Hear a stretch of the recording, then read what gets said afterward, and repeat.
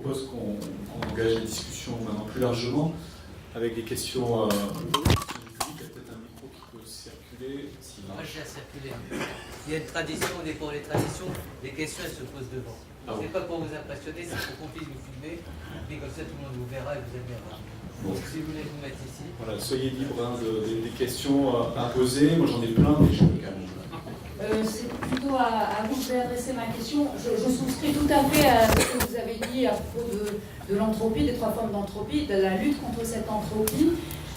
En revanche, je suis plus étonnée de ce que vous venez dire par rapport à l'homme, parce que est-ce que justement la lutte contre cette entropie, ce n'est pas défendre la vie humaine et donc toute vie humaine? Alors peut-être qu'on va dire que ne pas les défendre, ça peut avoir bénéfice sur l'entropie thermique dont vous avez parlé.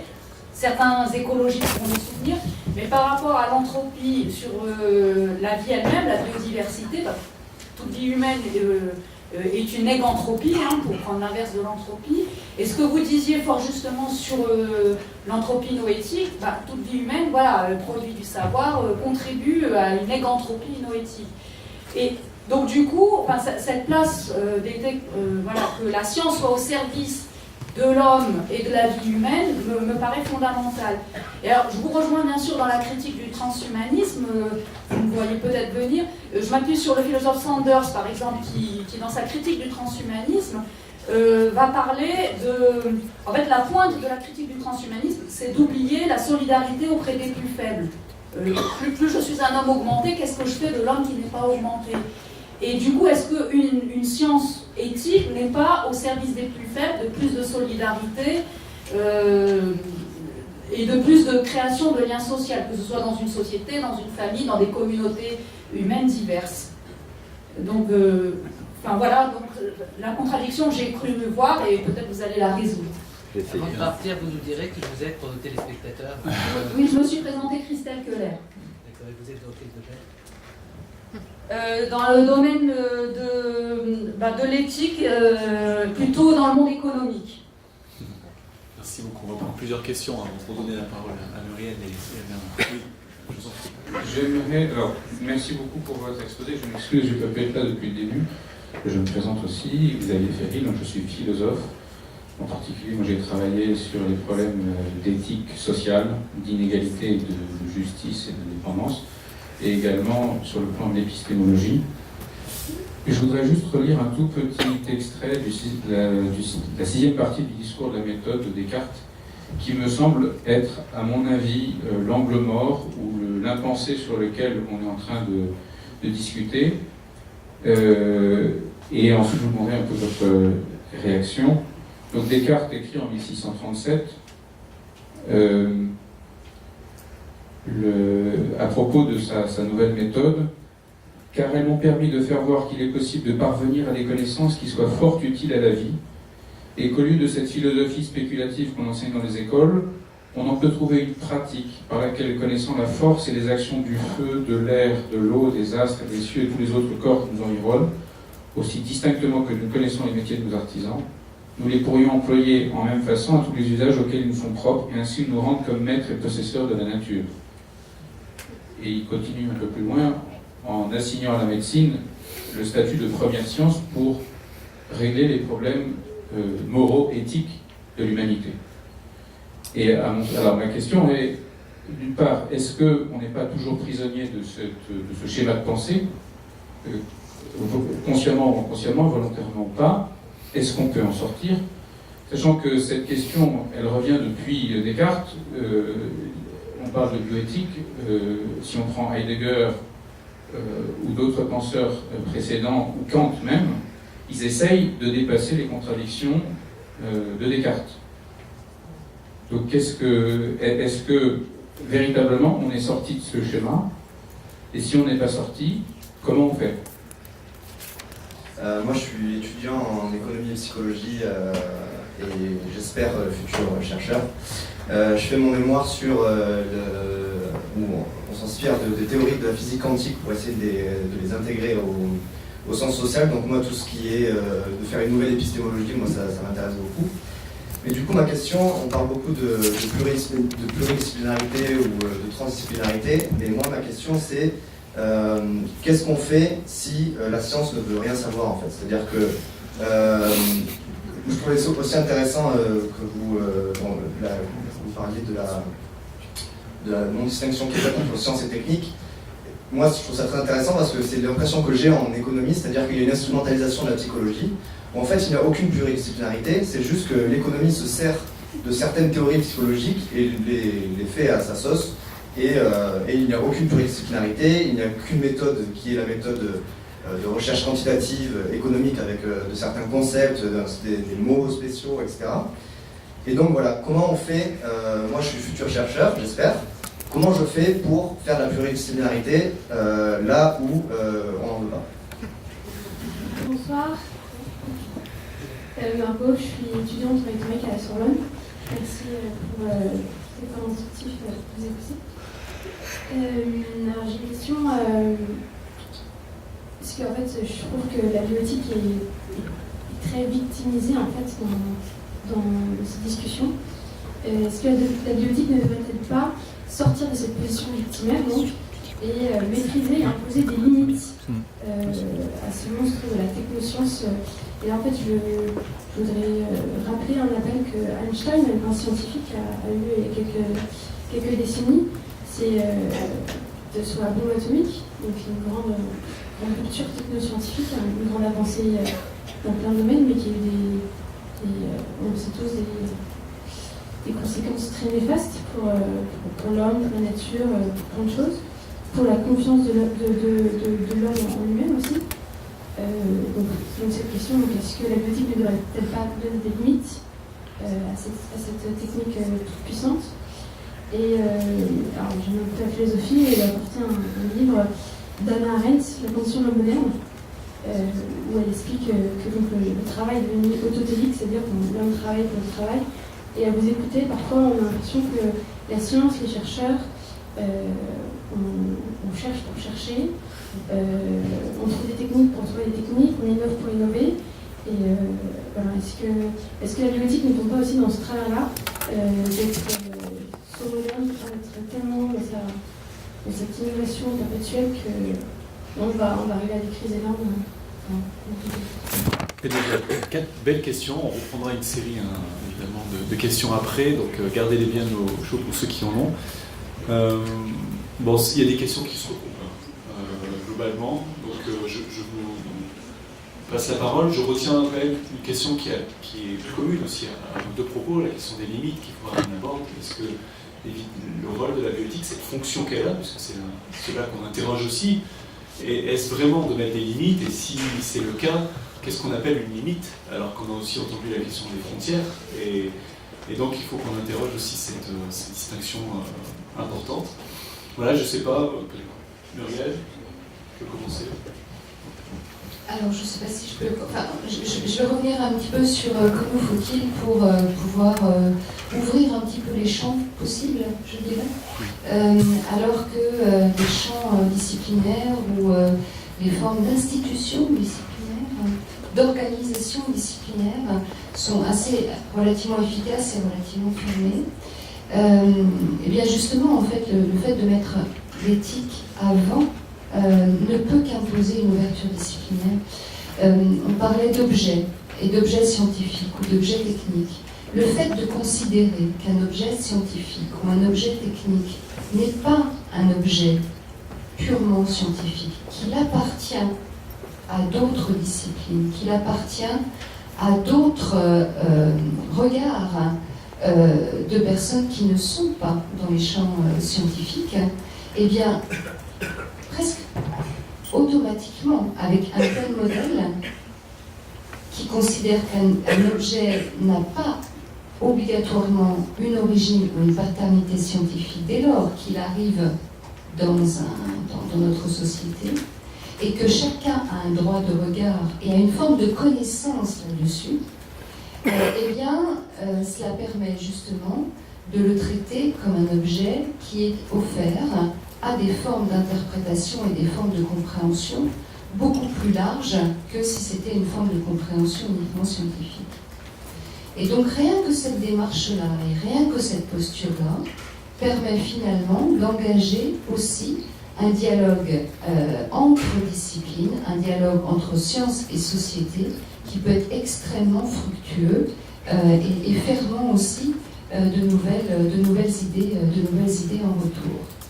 Donc, à la question comment engager des processus interdits. Alors, je ne parlerai jamais, je ne ferai jamais de distinction entre pluri, inter et trans. Pourquoi ? Parce que je pense que fondamentalement, l'interdisciplinarité doit être quelque part à la racine. Elle doit être radicale. Et donc la pensée, en général, on met ça dans les formes d'évaluation, quand on cherche à évaluer les processus interdisciplinaires. On commence par quoi déjà ? On commence par le pluri, c'est soft. Ensuite par l'inter, c'est un peu mieux, et trans, parce qu'on est vraiment au-dessus. Moi, je préfère considérer une forme d'interdisciplinarité qui est radicale et qui est une forme de reconnaissance de la connaissance de l'autre. Et rien que de démarrer par la reconnaissance de la connaissance de l'autre et par la limite de ses propres connaissances, eh bien, permet finalement de considérer le traitement d'une question un peu différemment. Et donc, je reviens sur la question, comment faire ? Je pense que si on y regarde bien, dans nos institutions ou dans les places qui sont laissées libres par nos institutions, on a plein de propositions qui sont un peu dans des espaces un peu rebelles, je dirais, mais qui, pour le coup, sortent des organisations toutes disciplinaires et permettent à ceux qui veulent vraiment pouvoir traiter d'un objet d'une manière plus complexe de pouvoir le faire. C'est entre les institutions, ça doit être justement aussi entretenu, reconnu, enrichi, mais je crois qu'il y a des possibilités pour pouvoir aller voir du côté des frontières ou faire des propositions du côté des frontières qui permettent justement de pouvoir revisiter et de rebattre un peu les modèles plus disciplinaires qui sont, à nouveau, je dis, très efficaces, les modèles disciplinaires qui sont proposés. Et donc c'est effectivement des questions qui remontent et de la même manière qui doivent être traitées très en amont, c'est-à-dire que c'est des formes d'autorisation et de s'autoriser à explorer. Mais ce que je veux dire, c'est que nos organisations et nos institutions laissent des places libres, et justement parce qu'elles sont là, laissent des places libres, en friche, rebelles, aussi, pour pouvoir aller expérimenter ces dispositifs. Maintenant, ça donne, je pense, à ceux qui sont au sein des institutions et ceux qui sont en position de prendre des décisions, qui ont déjà fait un parcours de carrière, qui ont déjà fait une forme de responsabilité, que de chercher aussi à reconnaître ce que permettent et ce que produisent ces espaces rebelles.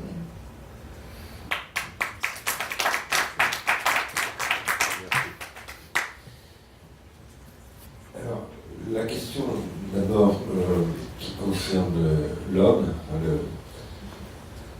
et le fait que moi-même je me contrains à éviter d'employer cette notion. Évidemment, ça mérite des explications. Je pense que l'homme est une question très importante, je me prends pour un homme, mais je pense que dans le débat actuel, que ce soit d'ailleurs avec les post-humanistes ou avec les transhumanistes, ce qui n'est pas du tout la même chose, les post-humanistes posent que voilà, il faut dépasser l'humanisme, il faut penser au-delà de l'humanisme. Ça ne veut pas dire qu'ils soient transhumanistes. Je connais beaucoup de post-humanistes, pas du tout des transhumanistes. Ils pensent qu'il faut aller au-delà de l'humanisme, et moi je dis, je ne suis pas un post-humaniste parce que ça consisterait, dire ça, ça voudrait dire qu'il fallait d'abord partir de l'humanisme. Et je pense que là, je suis très proche de Heidegger. Je pense que l'humanisme, c'est pas. Je suis proche de Socrate aussi, qui par exemple, voilà, critique les sophistes qui font de l'homme la mesure de toute chose. Et Socrate dit ce qui compte, c'est pas l'homme, c'est la connaissance, c'est l'objet de la vérité. Et après, bon, évidemment, la question de l'homme en tant que tel se pose aussi. Si on a un regard, disons, de quelqu'un que j'affectionne beaucoup, qui est en fait le penseur à partir duquel j'ai vraiment essayé d'investir ce genre de questions, qui est André Leroi-Gourhan, et donc qui travaille sur la très très très longue durée, dizaines de millions d'années, c'est ça son échelle, puisque bon, il travaille sur l'hominisation qu'il date d'il y a à peu près 3 600 000 ans. Il inscrit l'Australopithèque dans le processus d'hominisation, mais en même temps, il va encore plus loin, parce qu'il enracine tout ça dans des dynamiques animales. Donc, c'est plutôt 20 millions d'années, ce sont des chaînes de temps. Qu'est-ce que dit le roi Gourand dans le geste de la parole? Il dit, si moi je pose que, par exemple, Lucie est un homme. Voilà. Parce que voilà. Et si je vous mettez Lucie là, vous n'accepteriez absolument pas que c'est un être comme vous. Et j'ai travaillé beaucoup avec une équipe qui était l'ancienne équipe de Laurent Gourand. D'ailleurs, Laurent Gourand était mort, mais son équipe est toujours là, avec François Daudouze, Éric Boéda, qui est prof de préhistoire à l'Université de Paris 10, etc. Et qu'est-ce qu'il disait, qu'est-ce qu'il montrait? Eh bien, l'unité de l'homme est foncièrement problématique. Et ça faisait que, par exemple, Binford, qui est un grand anthropologue américain, disait l'homme n'apparaît qu'il y a 40 000 ans. Et qu'est-ce que répondaient les gens de l'équipe de Laurent Gourand? C'est parce que l'homme apparaît en Amérique il y a 40 000 ans et comme il est américain, il ne voit plus. Bon, qu'est-ce que je veux dire en disant ça? C'est ce que disait Jean Jaurès. L'homme, on en a une représentation qui est toujours à venir. Et c'est en fonction de la représentation qu'on se fait de l'avenir de l'homme qu'on se fait une représentation de l'origine de l'homme. Mais c'est une fausse question. C'est un peu comme quand Saussure disait, si on commence à chercher l'origine du langage, on ne trouvera jamais, de toute façon. Alors moi, j'essaye de raisonner scientifiquement. Je ne suis pas un scientifique, je ne me prends pas pour un scientifique, mais j'essaye de coller au maximum au canon de la scientificité. Et coller au canon de la scientificité, c'est se donner que des notions qui correspondent véritablement à la possibilité d'identifier, de définir ces objets. Définir l'homme, c'est pas possible. Je pense qu'à chaque fois qu'on veut le faire, on a des catastrophes qui peuvent être totalitaires, etc. Donc après, je ne dis pas que l'homme n'est pas important. Ce que je dis qu'en termes de méthode, moi en tout cas, je ne m'autorise pas à convoquer cette notion. Après, je convoque ce que j'appelle l'inhumain et le non-inhumain. Je pense qu'un critère de décision, c'est, voilà, si ça conduit à de l'inhumain, il faut interdire, ou il faut limiter, ou il faut, etc. En tout cas, il faut décourager, il faut combattre. Et il faut encourager le non-inhumain. Mais ce n'est pas la même chose que l'humain. Le non-inhumain, c'est une notion limite. L'humain, c'est une notion pleine. C'est en ce sens-là que je disais cela. Je ne veux pas substantifier les humains. Après, comme je n'arrête pas... Par exemple, je m'oppose un petit peu à celui qui était mon directeur de thèse et mon maître en philosophie, c'est Jacques Derrida. Je m'oppose parfois à une certaine façon, c'est peut-être pas vraiment la sienne, mais en tout cas de certains Derridiens qui contestent toute différence entre l'homme et l'animal, par exemple. C'est pas du tout ce que disait Derrida en réalité. Mais parfois, c'est ce qui... Donc, je ne suis pas du tout pour ça. C'est aussi pour ça que je m'appuie sur Simondon, qui lui donne des concepts, alors là, pour décrire quelque chose qui n'est pas forcément l'homme, mais ce qui constitue un processus d'hominisation. Voilà.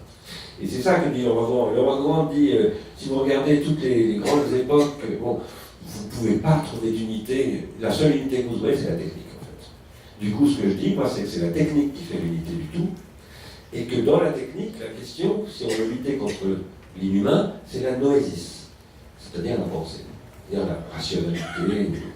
On n'ose pas utiliser le mot rationalité aujourd'hui, un peu à cause de Descartes. D'ailleurs, je vais venir à la question de Descartes. Mais il y avait une autre question sur la solidarité. Bien entendu, c'est pour ça que j'ai fait une référence très rapide à Durkheim et à Bergson. Ils posent tous les deux le problème de la solidarité organique. Maintenant, on ne peut pas. Hegel disait la philosophie ou la science ne doivent pas être édifiantes. C'est-à-dire qu'on ne peut pas argumenter en disant c'est pas juste. Devant des scientifiques, ça ne sert à rien de dire ça, c'est pas juste. Ils vont trouver cette notion pas du tout scientifique, et très limitée. Ce qui est important, c'est de dire que ce n'est pas rationnel. Voilà. Et moi, je soutiens que je suis quelqu'un qu'on appelle de gauche. Bon, il paraît que c'est plus ça n'existe plus. Bon, moi, je continue à croire que ça existe. Et c'est en sorte qu'elle existe encore. Mais en tout cas, disons que je suis pour la justice sociale. Voilà. Je me bats pour la justice sociale, etc. Mais je ne convoque jamais ça dans le domaine philosophique et scientifique. Ça ne sert à rien. Tout le monde veut que la justice sociale règne, bien évidemment. Tout le monde veut éliminer la justice, même les pires salauds. Il n'y a aucun problème de ce côté-là. Donc ça ne sert à rien. Ce qui est important, c'est de produire des modèles qui sont fonctionnellement cohérents. et qui conduisent à quoi? La solidarité organique, par exemple, locale. Et ça s'appelle la justice, tout simplement. Mais ce n'est pas décrit comme la justice. Ça ne convoque pas les notions de justice, etc. Ça convoque, moi j'utilise la systémique pour ce genre de choses. Je pense que, pour moi, une société, c'est un système dynamique. Un système dynamique, il y a des conditions fonctionnelles pour qu'il fonctionne, et qu'au lieu de créer de l'atomisation et de la perte en ligne du fonctionnement du système, eh bien, il inclut au maximum les éléments du système. Voilà. Et tout ça, je pense que ça peut se traiter d'une manière, y compris mathématisable. Quand je dis mathématisable, ça ne veut pas dire simplement calculable. Parce que les mathématiques, c'est pas que du calcul. Il y a des incalculables en mathématiques. Donc voilà, je le dis juste en passant, parce que souvent, les gens confondent mathématiques et addition, comptabilité. C'est pas du tout la même chose. Alors, sur Descartes, bien entendu, c'est une question très importante. Et Descartes, il déclenche un petit peu tout ce qui va conduire à ce qu'on appelle la technoscience, etc. On n'est pas obligé de reprendre à son compte cette expression, mais disons tout ce que j'ai essayé de décrire comme étant ce qui caractérise, disons, le 19e siècle, c'est-à-dire la science comme une fonction de production. Descartes qui rend tout ça possible, avec ce qu'il appelle le Mathesis Universalis, et cette expression qui est reprise et mise en œuvre par Leibniz, Leibniz qui critique Descartes mais qui le prolonge en même temps, et qui prépare finalement ce qui conduit à ce qu'on appelle l'informatique, l'algorithmique et toutes ces choses-là. Donc c'est là que ça commence. Et qu'est-ce qui est raté là? Je ne parle pas de Leibniz, je parle de Descartes. Sur Leibniz, c'est plus compliqué. Et qu'est-ce qui est raté chez Descartes? Quand je dis raté, comprenez-moi bien, j'admire énormément Descartes. C'est la mode de trouver Descartes ridicule et tout. Pas du tout. Descartes est absolument génial. Il est extrêmement important. Mais il y a quelque chose qui est raté. C'est la technique, justement. C'est-à-dire qu'il pense, tout comme le Kant, on pensera encore Emmanuel Kant, si vous lisez Raison et pratique, non, c'est pas ça, Théorie et pratique d'Emmanuel Kant, voilà. Et Emmanuel Kant dit, si vous prenez un artilleur, il est en train de tirer un obus, tout ce qu'il fait est transformable intégralement en modèle mathématique et scientifique. Eh bien, moi, je dis que c'est pas vrai. Je dis qu'il y a quelque chose là-dedans qui est dans de la technique, qui n'est jamais intégralement formalisable. Et on ne peut pas dissoudre la technique dans la science. Ça, c'est ce que veut faire Descartes. Il est en train de préparer ça.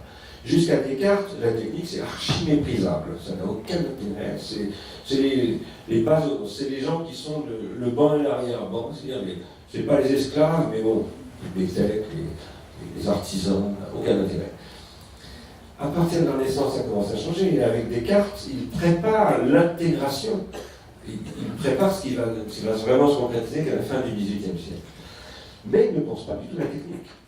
Et comme il ne pense pas à la technique, eh bien, maîtrise et possession de la nature, c'est un programme scientifique, la Mathesis Universalis, qui ne voit absolument pas la dimension insoluble, irréductible de la technique dans la science. Voilà. Parce que la technique, on ne la rationalisera jamais en totalité, parce que c'est un pharmacone. Et en tant que pharmacone, elle est toxique, elle est toxicité. Ça, Descartes ne le voit pas. C'est donc son projet, un projet de grande utopie scientiste. Enfin, scientiste, il n'était pas scientiste, mais disons qu'il va conduire au scientisme. Quant à la question de la science qui ne veut rien savoir, eh bien là, il faut la critiquer. Il faut écrire des articles scientifiques, même si on n'a pas de poste. C'est la seule manière, de toute façon, d'avoir des postes. Je vais écrire des bons articles. Il faut venir à Ars Industrialis, vous nous avez dit, il faut venir à l'IRI, on fait ça, voilà. On essaye de faire ça, parce qu'effectivement, malheureusement, il y a toute une science qui ne veut pas savoir ce dont on parle là. Ça, c'est tout à fait évident. Parfois, elle ne peut pas non plus, pour des raisons, parce que la science, si elle est devenue la première fonction de production, ce qui est une chose qui était déjà anticipée au XIXe siècle, mais aujourd'hui, ce n'est pas une anticipation, c'est la réalité absolue. C'est le savoir scientifique qui est la base de la guerre économique aujourd'hui. Eh bien, ça veut dire que beaucoup de scientifiques sont sous des contraintes, sous des contrats qui font qu'ils sont verrouillés, en fait. Voilà. Et peut-être qu'ils aimeraient bien pouvoir faire autre chose, mais ils ne le font pas. Et ça, je pense que c'est à l'Europe aujourd'hui. Je pense qu'aujourd'hui, si l'Europe doit renaître, ce sera en redonnant à la science une liberté dont elle a absolument besoin. Donc d'ailleurs, parce que beaucoup d'Européens, de fonctionnaires européens, d'eurocrates, comme on les appelle parfois, s'imaginent que voilà, la science aux États-Unis, par exemple, est très contrôlée tous. Absolument pas. J'ai eu la chance d'enseigner dans des universités américaines, et une liberté académique absolument fantastique, incomparable avec ici. Ici, on est dans une bêtise de vouloir programmer l'improgrammable, parce que la science n'est pas programmable. Donc, c'est quelque chose de sidérant. Donc voilà, il faut se battre pour que l'Europe change par rapport à ça. Et après, il n'y a qu'une manière, c'est de se battre pour ça, c'est de montrer que ce n'est pas rationnel de fonctionner comme ça. Tout simplement. Pour moi, il n'y a que la rationalité. On ne peut se battre qu'avec l'argument de la raison et de la rationalité. Quand je dis de la raison, c'est en distinguant la raison et la rationalité de la rationalisation. Ce qui n'est pas la même chose. C'est la rationalisation. Alors ça, c'est aussi un truc de Descartes. À partir du moment où Descartes, voilà, on emploie le mot ratio, et la ratio va devenir progressivement, c'est aussi, Max Weber explique qu'à la même époque, voilà, on commence à faire les listes de comptabilité, etc. Et les comptables employaient des ratios, et des ratios qui sont devenus maintenant des algorithmes. Tout ça sont des formules. On va faire une confusion entre toutes ces choses-là, mais la rationalisation, ce n'est pas de la rationalité. Et je pense qu'il faut réinventer la rationalité aujourd'hui, et la raison. Je m'arrête après, sur la question de la bioéthique victimisée et la citation de Hannah Arendt, etc. Bien sûr qu'il faut mettre des limites, bien évidemment.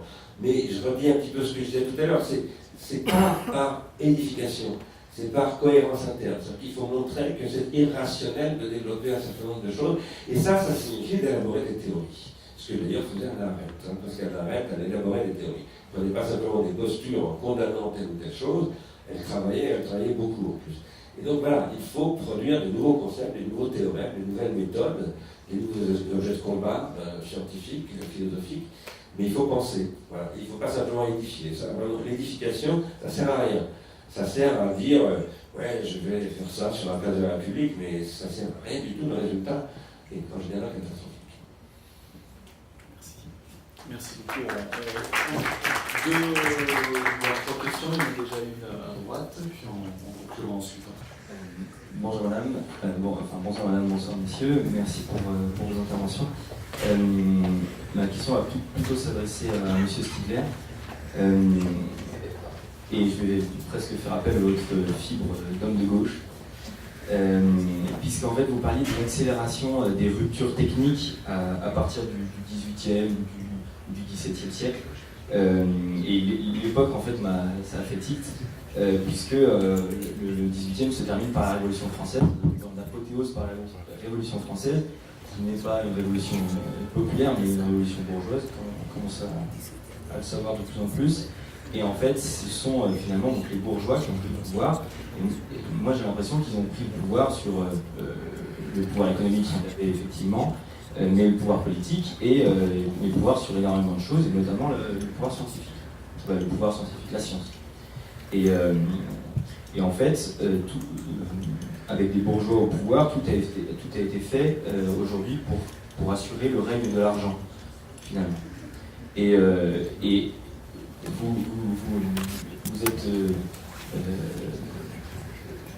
très véhément avec la technique, mais en fait, est-ce que, en inculpant la technique de tous les mots, est-ce que vous n'en faites pas un peu le bouc émissaire du vrai coupable qui est le marché?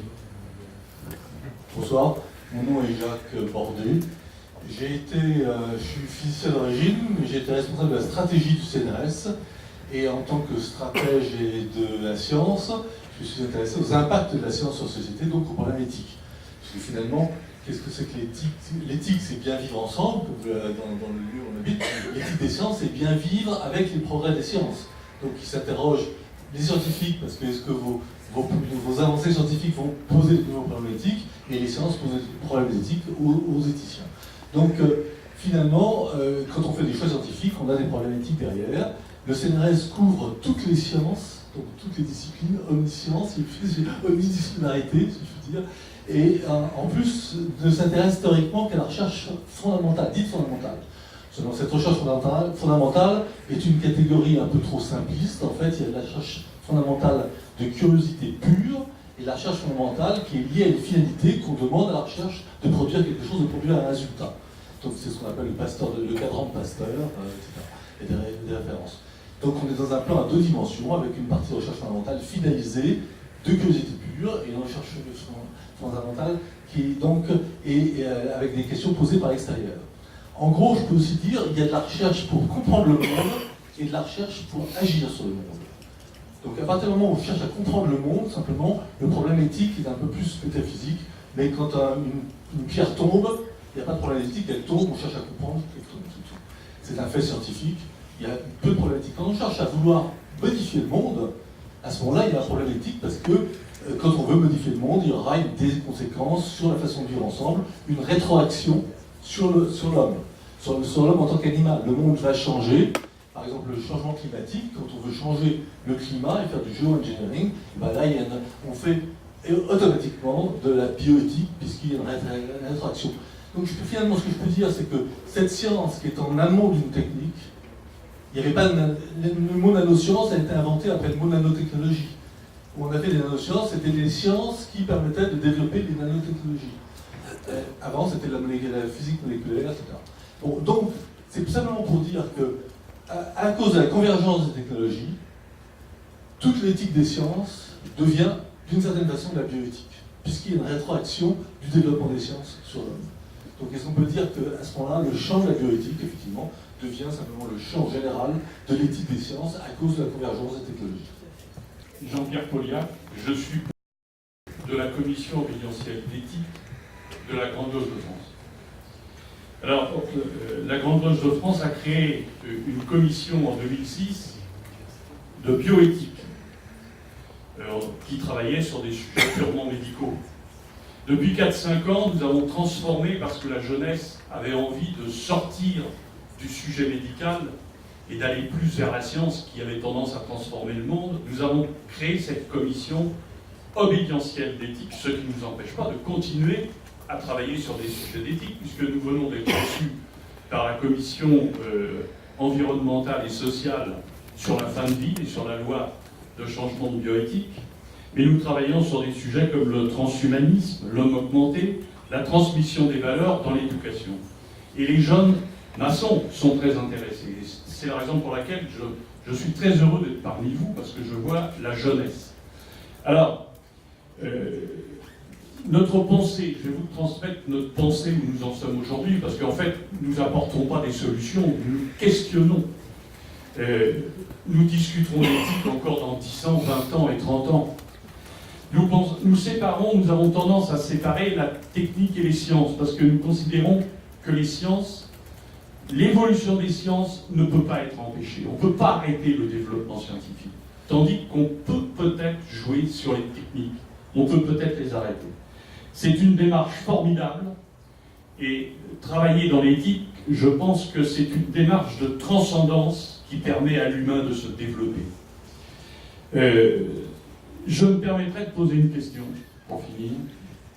Est-ce que vous ne pensez pas que le système médiatique actuel est nuisible à notre démarche? Moi, je suis géoliste, donc j'ai un angle un peu particulier. Et M. Stigler, ce qui m'intéressait particulièrement, c'était le critère que vous donniez. Parce que je vais m'expliquer. Vous disiez donc qu'il est dans la nature de l'homme ou de l'âme. Comme le code que vous utilisez, c'est l'âme noétique. Voilà. De produire des artefacts artificiels, parce qu'il ne les a pas naturellement. Ces artefacts amènent, ce que vous disiez au début en rappelant le mythe grec, l'éthique et la loi. Vous rappeliez que l'éthique qui définit des limites, c'est le propre de l'éthique. Et ce qui me semble, c'est également le cas du droit. Puisque si on définit la loi comme ayant pour mission de protéger les droits et les intérêts de chacun dans un cadre commun, ça a deux conséquences. La première, que ça impose des limites, puisqu'il y a plusieurs personnes dans un même cadre, naturellement, avec des intérêts divergents, et que ces limites doivent être fondées en raison, puisque la raison est ce que tous les hommes partagent en commun. Ce qui s'oppose à un autre critère qui pourrait être avancé, qui est celui des différents intérêts individuels, puisque sont propres à chacun, donc non communicables. Et ce qui amène la question, comment en raison peut-on fonder une limite dans le champ de la bioéthique? Et il me semble que ce que vous apportiez, c'était de dire la moralité moderne, c'est pour reprendre vos mots, la solidarité organique des sociétés. Et alors, est-ce que c'est pas une vision qui pose deux problèmes? D'abord, est-ce qu'elle n'est pas utilitariste? C'est-à-dire, est bon ce qui permet la solidarité organique d'une société, et ce qui est bon aujourd'hui ne sera pas demain, donc bon. Et est-ce que surtout, ce n'est pas en contradiction avec le premier principe posé, qui est que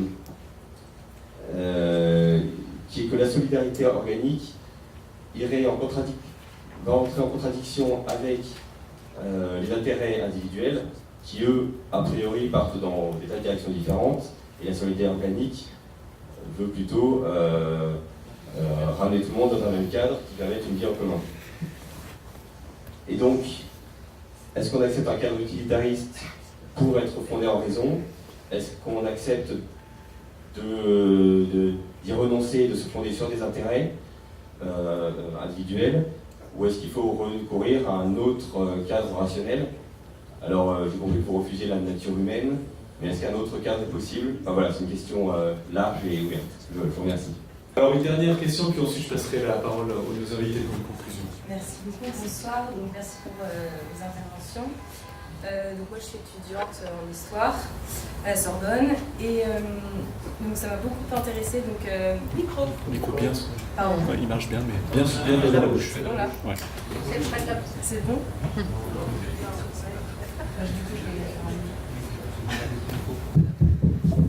C'est bon, ça marche.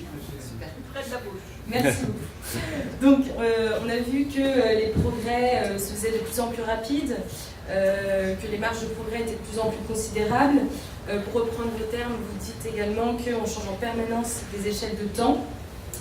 Et de fait, vous pensez qu'il faut définir la bioéthique en fonction de l'évolution des techniques, et donc pas forcément en fonction de l'humain en tant que grande entité indépendante justement de ces réalités techniques. D'ailleurs, aujourd'hui, on repense sans cesse la bioéthique, parce qu'il y a de nouveaux conflits avec la science. Donc on se re-questionne sur quelle est finalement la nature de l'homme. Mais finalement, à force de considérer ces limites comme sans cesse évolutives, ces limites de la bioéthique, est-ce qu'on finit pas par tuer le concept de bioéthique même?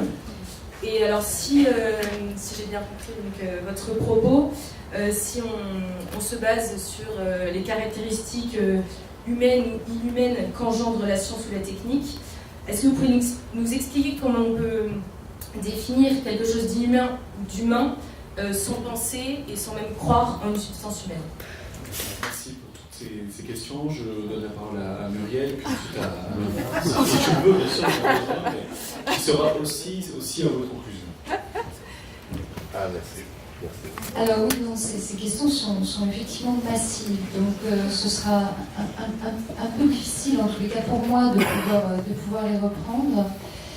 J'aurais simplement envie peut-être pour des éléments de discussion de reprendre à la fois le texte, enfin le cadre que tu nous avais proposé, et de faire écho par rapport aux mots que vous avez utilisés au cadre qui nous avait été proposé. Et puis le deuxième élément que je voudrais dire, c'est j'ai envie de m'opposer. Voilà, j'ai envie en conclusion de m'opposer à un certain nombre de... Comme vous le disiez à un moment donné dans une des questions, il y a des formes qu'on ne remet pas en cause, et j'ai bien envie qu'on les remette en cause un petit peu ce soir avant d'arrêter. Léo nous parlait et posait la question, finalement, la question était la suivante, finalement, pouvons-nous dire qu'à la résignation politique qui consiste à suivre aveuglément un progrès technoscientifique qui s'auto-justifie, et là je pense que ça fait écho à pas mal de questions, correspond une résignation éthique qui nous interdit de penser celle-ci comme pratique émancipatrice de questionnement. Et je pense que ça fait aussi écho à un certain nombre de vos questions. Et je me suis dit, mais finalement, est-ce qu'on ne peut pas se battre autrement et en complément de la raison? Et qui sait ce qui serait de se battre aussi par la pensée et par l'autonomie de pensée? qui serait aussi de se battre par le choix de ne pas tout maîtriser et de ne pas chercher à tout comprendre, mais de s'en remettre aussi à la connaissance de l'autre. Et c'est ça aussi le processus pluraliste et interdisciplinaire qui permettrait en fait de reprendre ces objets avant qu'ils ne tombent et qu'ils ne tombent dans notre société. Je pense qu'on a tous les moyens de le faire. Et on a tous les moyens de le faire si on considère qu'effectivement, les processus que l'on voit dans ces espaces éthiques existants et dans ces dispositifs existants d'analyse pluraliste des objets, eh bien, on leur donne une forme de valeur, et une forme de valeur qui, en retour, revient aussi sur nos propres modes de raisonnement et nos propres modes de construction de ce que l'on pense être des formes d'avancée ou des formes de certitude. Et c'est cette remise en cause assez incessante, mais ouverte, et ouverte aussi sur la pensée et la posture de l'autre, qu'il me semble intéressant de poser, et que posent finalement ces espaces éthiques qui nous sont proposés, au moins ce que l'on connaît ici.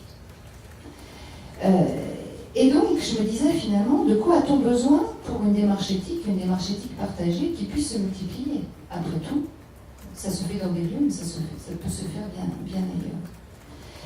Eh bien, c'est vraiment de pouvoir avoir des dispositifs, et c'est bien ça aussi une nouvelle proposition épistémologique, des dispositifs qui permettent de partager des connaissances et des savoirs dans toute leur densité et dans leur pluralité. Et j'en viens à une expérience, à des travaux que nous avons réalisés tout récemment. Nous avons voulu travailler à comment fabrique-t-on à nouveau du débat public? Comment est-on en capacité de multiplier les possibilités de débat public à l'heure où parfois on a quand même du mal, et là ça répond à des questions sur les formes de communication et de médiation, de médiatisation. Comment arrive-t-on à refabriquer du débat public dans un monde où effectivement on est assommé d'informations et dont on ne connaît pas complètement toutes les origines, et qui forcément réduisent la densité et la profondeur et l'épaisseur de ce qui peut être partagé. Eh bien, nous sommes allés en dehors de nos frontières. Nous sommes allés en Belgique. Tout simplement parce que pour pouvoir retravailler la fabrique du débat public, on en connaissait tellement, et on en savait tellement sur la manière de procéder, de faire du débat public, qu'il nous était impossible de le revisiter. Et donc nous sommes allés en Belgique et nous avons implanté avec nos amis belges, en fait, des laboratoires du débat public. Et que fallait-il pour ces laboratoires du débat public? Eh bien, il fallait effectivement des formes de connaissances plurielles, il fallait aussi des formes d'expérience ou de la reconnaissance de l'expérience de l'autre. Il fallait derrière des formes de revisite et d'analyse pluraliste. Eh bien, j'aurais tendance à dire que tout à chacun qui peut se mobiliser et s'engager pour pouvoir faire cette ouverture permettra justement de gagner dans une autonomie de travail et dans le fait de se battre aussi par des formes d'autonomie de pensée et des formes de remise en jeu plurielle des pensées de l'autre.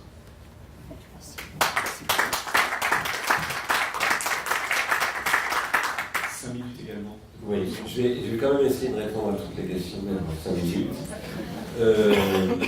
parce qu'elles sont toutes importantes et intéressantes. Donc, voilà. La question sur la technique et le marché, qui est évidemment une question très importante.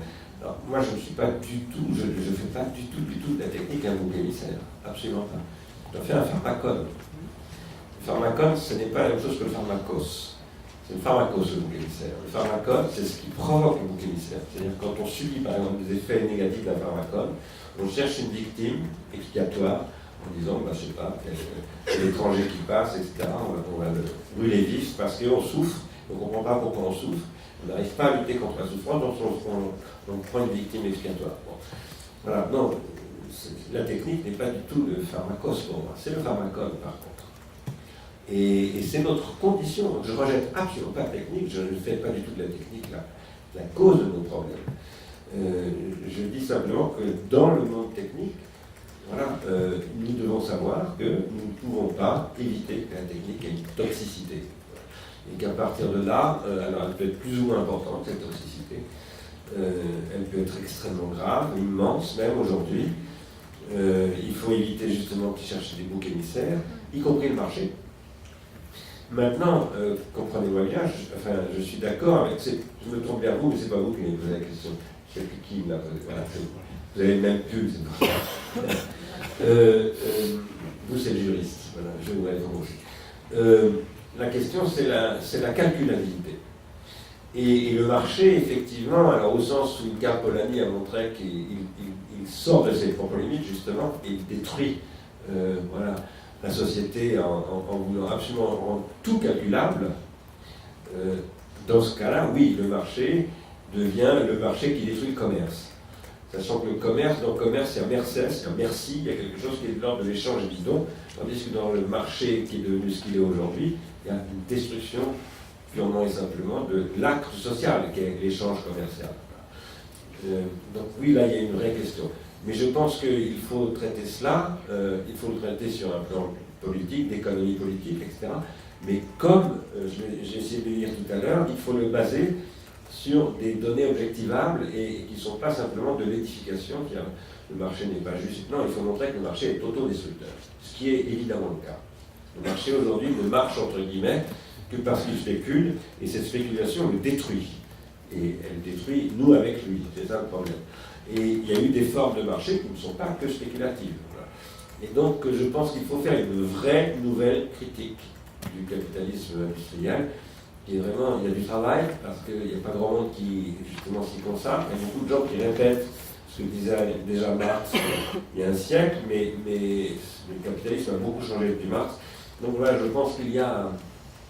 Et puis par ailleurs, il y a à critiquer Marx qui réduisait l'entropie, qui ne voyait pas les questions de la formation, etc.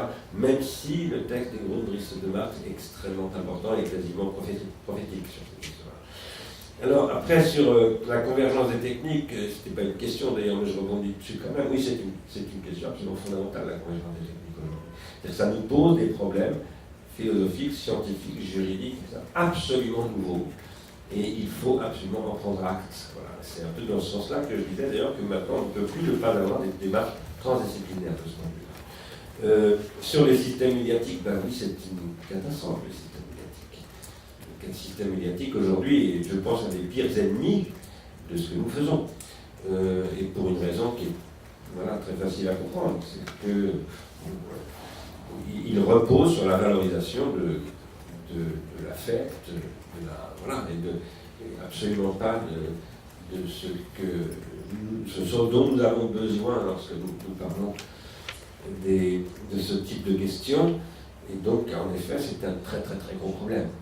C'est pour tout le monde, y compris parce que si vous voulez aujourd'hui avoir de l'argent pour un projet scientifique, etc., il faut que vous arriviez à avoir un bon ranking sur les médias. Et c'est une catastrophe, parce que ça veut dire que vous êtes jugé par des gens qui ne sont pas du tout aptes à vous juger. En fait, ils ne vous jugent pas, mais ils vous évaluent. Donc, c'est encore pire, d'une certaine manière. Sur la question du droit voilà, et de l'éthique, comment fonder une limite en raison? Vous avez posé une excellente question, c'est évidemment la question. Je ne dirais pas du tout que la solidarité organique, c'est une vision utilitariste. Pour moi, elle n'est pas du tout utilitariste. Elle est, on dirait même, transcendante. Pas transcendantale, transcendante. Bon, j'emploie pas non plus ce genre de vocabulaire pour mille raisons, vous comprenez sûrement aisément, mais je ne pense pas qu'on puisse réduire la solidarité organique à un point de vue utilitariste. Je pense par contre qu'on peut montrer que, d'abord, vous avez fait une opposition entre l'individu et le groupe, ça ne marche pas. Ça, c'est ce qu'on nous raconte depuis un siècle, à peu près. Enfin, surtout depuis la Société du Mont Pèlerin, et ça ne fonctionne pas. Parce que l'individu sans le groupe n'existe pas. Voilà. Et les intérêts individuels, ça n'existe pas non plus. Ce ne sont jamais seulement des intérêts individuels. Gary Becker ou tous ces gens-là veulent nous faire croire que c'est par... Ou bien Simon veut nous faire croire que les agents économiques agissent par intérêt individuel. C'est archi faux. C'est archi faux. Ils agissent pour des investissements symboliques, libidineux, marginaux, etc., et qui sont liés à leur petite enfance, à leurs identifications, à plein de choses comme ça, et vous n'éliminerez jamais ce genre de choses. Ça peut être l'identification à Daesh. Et ça, c'est le problème. Parce que si vous voulez détruire absolument tous les possibles identifications, etc., eh bien, c'est ce que dit Fethi Benslama, qui est un psychanalyste tunisien, il dit il y a un retour à l'identification, mais on s'identifiera à ce qui reste, à Daesh. Voilà. Et surtout quand on est victime, par ailleurs, de toutes sortes de problèmes, etc. Ce qui n'est pas une justification du crime djihadiste, il faut dire ça. Et c'est par contre une analyse causale. Voilà. Alors, moi, ce que j'essaye de dire, et je m'achemine vers la fin, c'est que il y a quelque chose que je n'ai pas voulu vous balancer là, parce qu'on n'a pas le temps. J'essaie de penser quelque chose que j'appelle la néganthropologie. Qu'est-ce que c'est que la néganthropologie? J'ai beaucoup travaillé ces dernières années sur les concepts d'entropie thermodynamique, biologique, informationnelle, Shannon, Wiener, tous ces gens-là, et je pense qu'il y a quelque chose qui ne va pas. Et je pense qu'il y a quelque chose qui ne va pas, qui se voit bien dans Léon Brillouin, qui est un physicien, qui essaye d'utiliser le concept d'information en physique. Qu'est-ce qui ne va pas? C'est lui-même qui le dit d'ailleurs, hein. C'est l'instrument, il ne pense pas l'instrument. Or, on sait très bien aujourd'hui que la science, y compris la science grecque, a un instrument. La science des Grecs, c'est l'instrument du bibliomène, comme disait Bachelard, c'est-à-dire l'écriture. C'est un instrument. Le cerveau du scientifique, du mathématicien, Thalès, a un cerveau qui est configuré par l'écriture. Et donc, il est instrumenté déjà. Et ça n'est pas pensé. Or, cet instrument n'est pas soluble dans les théories d'entropie, de la négantropie. Et c'est ce que j'essaie de développer, c'est le projet de pleine commune aussi, qui est un territoire d'atterrissage, si je puis dire, de ce genre de conceptualité. C'est ce que j'appelle une néganthropologie, où là, il ne s'agit pas de nier l'anthropos, il s'agit de dire que qu'est-ce que c'est que l'anthropos? Si vous lisez le rapport du GIEC de 2014, c'est ce qui produit ce qu'ils appellent les anthropogenic forces, c'est-à-dire des déséquilibres de la biosphère qui conduisent à la destruction de la biosphère. C'est ça l'anthropos en termes de traces dans la biosphère aujourd'hui. Et donc la question c'est de produire le néganthropos. Le néganthropos, c'est ce qui est capable de lutter contre ses propres tentations toxiques. Et ça suppose de penser en termes de processualité, et non pas de substance. C'est pour ça que je continue à revendiquer la nécessité de se passer d'une notion, d'une substance de l'être humain, et par contre de penser l'être humain comme un processus. C'est pour ça que je pense qu'il faut lire Whitehead, qui est un grand mathématicien et un philosophe, qui a proposé une cosmologie spéculative, et qui dit, tirons acte une bonne fois pour toutes du fait que l'univers est un processus, c'est pas une stabilité. Et à partir de là, toute l'ontologie en découle, il faut abandonner les ontologies. C'est ce que disait Simondon. Simondon disait, il faut penser les processus d'individuation. Bon, il y a eu un point, je m'arrête vraiment, j'aurais aimé dire un mot de la maîtrise, parce que ce qu'on peut reprocher à Descartes, c'est de penser qu'on peut dissoudre la technique dans la science, c'est-à-dire la maîtriser. Il n'y a pas de maîtrise. Voilà. Et quand j'en appelle à la raison, ce n'est pas une raison de la maîtrise. Ça, je ne crois pas du tout qu'on puisse maîtriser quoi que ce soit. Voilà. Merci.